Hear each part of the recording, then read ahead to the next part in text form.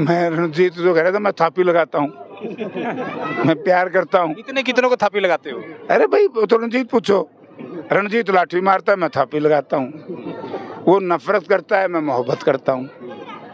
ये फर्क। आप एक बात देखिए, नैना चौटाला के काफिले पे हमला हुआ ना हुआ मुझे नहीं मालूम, बट नैना चौटाला उन लोगों से माफी मांगने क्यों गई?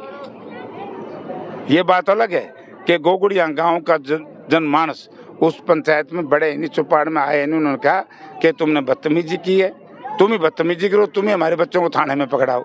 वहाँ उसका पर्दाफाश हो गया। दोस्तों नमस्कार, मैं हूं सुरेंद्र नैन और लोकसभा चुनाव की हर एक खबर आपको दिखाते हैं। और अगर चुनाव की बात करें तो 25 तारीख को जो है मतदान होना है और मेरे साथ हिसार से कांग्रेस के उम्मीदवार, भारत सरकार में केंद्रीय मंत्री भी रहे, जयप्रकाश साणु जेपी जी है। तो सारण साहब, शाम को प्रचार बंद हो जाएगा।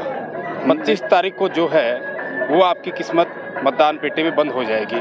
जितना भी आप घूम पाए, पूरी लोकसभा में आप गए, किस तरह का माहौल, किस तरह का समर्थन आप देख पा रहे हैं? देखिए, पहला चुनाव मैंने 35 साल पहले लड़ा था। 14 चुनाव लड़े हैं ये। मैंने आज तक बहुत हवा में भी और विपरीत परिस्थितियों में भी लड़ा है। जितना अब की बार जनता इसमें उमड़ी है, असली जन आक्रोश इसको कहते हैं। मेरा चुनाव जनता लड़ रही है और जिस उम्मीदवार का चुनाव जनता लड़े तो उसका फिर कोई मुकाबला कर नहीं सकता। आप कह रहे हो कि जनता आपका चुनाव लड़ रही है और अच्छा समर्थन आपको मिल रहा है और कहीं कि जीत को लेकर आप आश्वस्त भी हैं।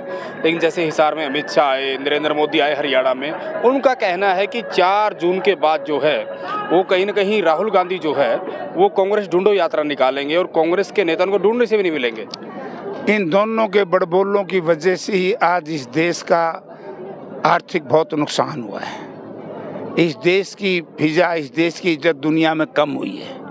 यानी कि इंटरनेशनल मॉनेटरी फंड जो अंतर्राष्ट्रीय मुद्रा कोष है, मैंने 3 महीने पहले उसकी एक चिट्ठी पढ़ी थी।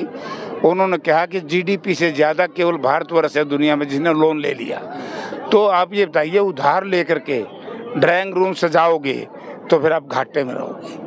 इतना ज़्यादा कर्जा लेकर के आपने किया क्या? वो कर्जा लेकर के आपने जहाज तो खरीद लिया, आपने जहाज चलाने वाला पायलट कहाँ है?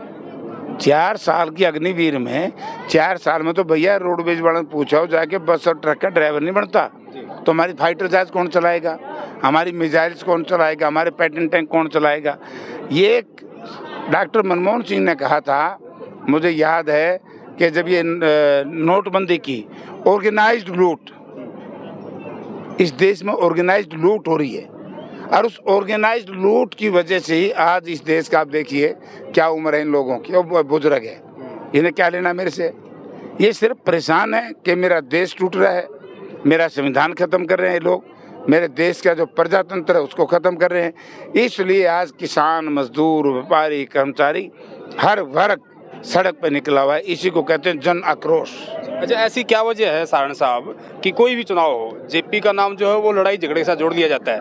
अभी कुछ दिन पहले नैना चौटाला के काफिले पर हमला हुआ तो दुष्यंत दिग्विजय ने कहा कि ये जेपी ने करवाया है।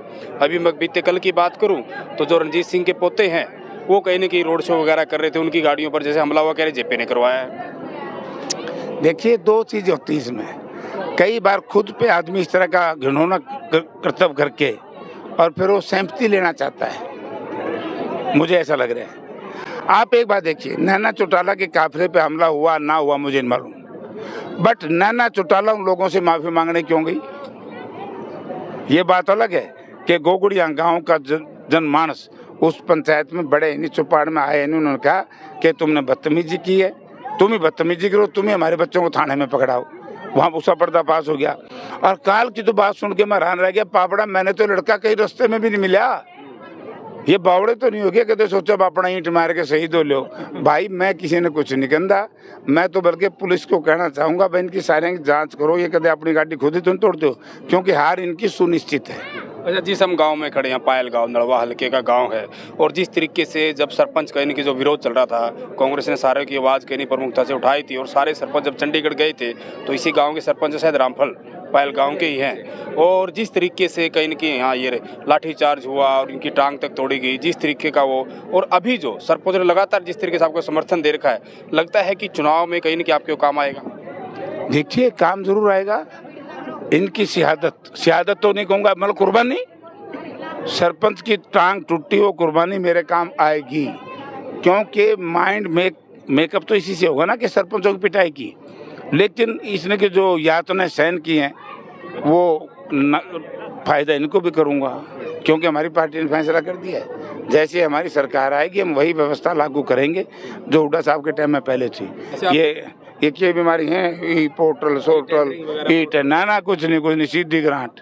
ठीक है। अच्छा, जिस तरीके से वैसे तो आपके सामने 3 उम्मीदवार भी हैं, लेकिन प्रमुख रूप से मैं रणजीत चौटाला की बात करूं, एक तो जयप्रकाश जेपी है, आपके पास ऐसा क्या जादू है जिस भी हलके में जाते हो वहां के पूर्व विधायक हो या फिर टिकटार्थी हो, जितने भी नेता उस हलके के वो सारे जेपी के साथ दिखते हैं, जहाँ रणजीत चौटाला जाते हैं वहाँ कहीं के नेता नजर नहीं आते। मैं रणजीत जो कह रहा था मैं थापी लगाता हूँ मैं प्यार करता हूँ। कितनों को थापी लगाते हो?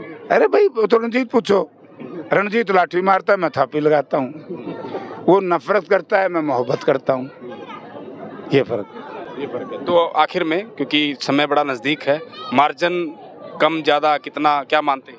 देखिए मुझे याद है 2004 का चुनाव, मेरे चाचा ही लड़ रहे थे मेरे खिलाफ, सुरेंद्र चाचा, तो ओम प्रकाश चौटाला जी चीफ मिनिस्टर थे, उस वक्त मुझे 57% वोट मिले थे। अब की बार उससे कई गुना ज़्यादा 75% वोट मुझे मिलेंगे। बिल्कुल, शुक्रिया बातचीत कर ले। तो ये थे जयप्रकाश सारण, जो कहीं न जिनका कहना है कि जो 2004 का इनका जो चुनाव था उससे बढ़ के जो है इस बार जिस तरीके से इनको माहौल, ये कह रहे हैं कि इन्होंने अपने राजनीतिक जीवन में इतना समर्थन पहले नहीं देखा और कहीं न कहीं जीत को लेकर जयप्रकाश सारण जो है वो आश्वस्त हैं। और जिस तरीके से कहीं न कहीं इनके ऊपर हमला करवाने के जो आरोप लगाए जाते रहे या जो भी अन्य बातें हैं, तो तमाम के तमाम सवालों का जवाब इन्होंने दिया। और आखिर आपको क्या लगता है कि इस बार हिसार लोकसभा से कौन जीतने वाला है, क्योंकि समय बहुत कम रह गया है और हमने ये इंटरव्यू जो है वो चुनाव प्रचार बंद होने से पहले रिकॉर्ड किया है, लेकिन हिसार को लेकर आपको क्या लगता है, कमेंट के माध्यम से अपनी प्रतिक्रिया जरूर दें।